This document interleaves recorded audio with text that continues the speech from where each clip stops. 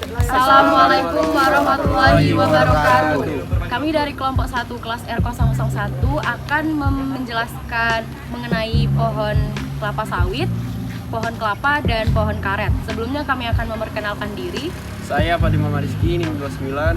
Saya Knasiendra Marpata, NIM 013. Saya Tridiana Tewati, NIM 01. Saya Jones dari Murta Barat, NIM 31. Oke guys, di belakang kami sudah ada pohon kelapa. Di sini kami akan menjelaskan manfaat-manfaat dari pohon kelapa. Pohon kelapa itu disebut juga pohon 1000 kegunaan karena manfaatnya banyak sekali. Kami akan menyebutkan beberapa manfaat dari pohon kelapa. Ini kami sudah berada di pohon kelapanya sendiri. Pohon kelapa ini memiliki manfaat dari daun sampai akarnya. Daunnya berguna sebagai tulang. Kami sudah berada di dekat pohon kelapanya tersendiri.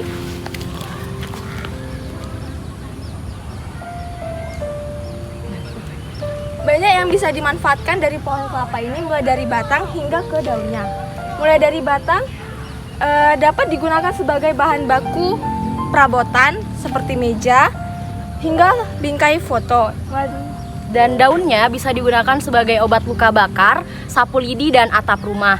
Sedangkan akarnya bisa digunakan sebagai obat diare. Setelah saya baca di internet, ternyata akarnya bisa digunakan sebagai obat diare. Serabut kelapa juga memiliki manfaat, yaitu dapat dibuat sebagai bahan dasar dari sapu, tali, dan keset. Dan jika kita mengonsumsi daging kelapa dengan rutin, dapat juga menurunkan berat badan. Maka dari itu pohon kelapa disebut sebagai pohon 1000 manfaat. Dah.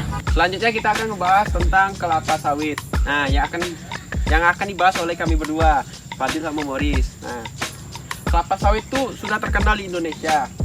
Sudah dari berbagai pertanian itu juga semua petani pasti memiliki menanam sawit. Nah, kelapa sawit bukan hanya digunakan untuk minyak goreng, tetapi kelapa sawit juga digunakan untuk bahan industri. Contohnya kosmetik, bioenergi, sama dempul. Sawit menambah perekonomian masyarakat di Indonesia karena populasinya yang banyak di Indonesia juga, apalagi di Sumatera, karena pengolahannya juga banyak berbagai, bisa jadi minyak, bisa jadi biogas, bisa jadi kosmetik dan lain-lain. Umbutnya bisa digunakan untuk dimasak dan dimakan. Daun kelapa sawit bisa digunakan untuk sapu, untuk dijual belikan. Kelapa sawit ini tumbuh di daerah tropis. Dari hasilnya seperti kompos, itu tuh bisa sebagai pupuk organik, pupuk alami bagi tanaman-tanaman di sekitarnya. Kelapa sawit juga bisa digunakan untuk pakan ternak dan pupuk kompos. Nah, dan juga cangkang dari kelapa sawit ini bisa digunakan sebagai aspal, yang berarti mengurangi bahan-bahan kimiawi. Dan kelapa sawit juga mempunyai genus yang bernama Elaeas. Dan juga ordonya Arecacea. Kalau disebut tuh sebagai palm oil, ya kan? Kelapa sawit juga bisa tumbuh dari kompos-kompos sisa dari buah sawit. Bisa dijadikan pupuk bagi kelapa sawit yang muda tersebut yang baru ditanam. Dan kelapa sawit juga dipupuk 1 tahun atau 2 tahun sekali supaya kualitasnya bagus, tetap terjaga. Dimana pupuk yang baik pasti ada hasil yang terbaik.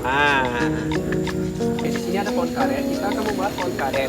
Pohon karet ini biasanya bisa dipanen berumur kurang lebih 5 tahun ke atas. Dia memiliki akar tunggang. Ketika kita cara memanennya, pohon karet ini dengan cara disayat seperti ini. Ini ada contohnya. Nah, dia akan mengeluarkan getah berwarna putih yang memiliki aroma yang kurang sedap gitu. Nah, di sini tempatnya, kurang lebih tempatnya seperti ini, yang akan dipanen sorenya nanti. Lalu pohon karet dideteksi oleh ilmuwan bisa berguna sebagai alternatif pulp atau kertas Dan daun karet juga bermanfaat untuk pakan ternak. Dan juga ternyata daun pucuknya karet ini dapat dikonsumsi Tidak apa-apa skip ya. lanjut ya. Pucuk yang muda dari pohon karet ini dapat dikonsumsi malah lebih enak dari daun singkong. Dan manfaat lain dari pohon karet ini bisa jadi bahan industri sintesis, terus juga bisa menjadi emisi rumah kaca dan untuk reboisasi.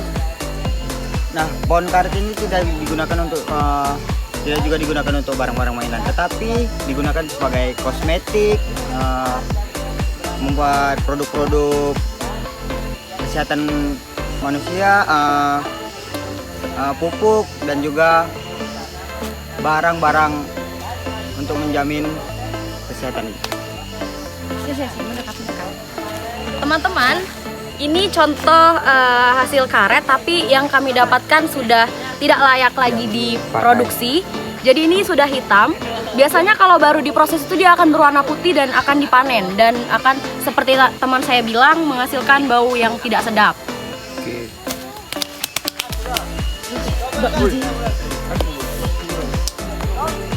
Dengan ada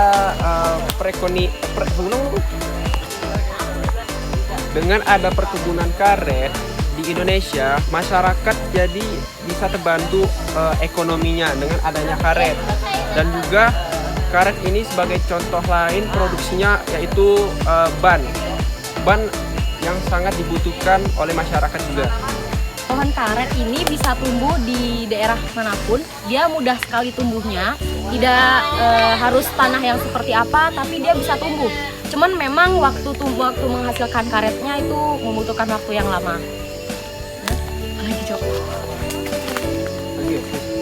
Buah bijinya.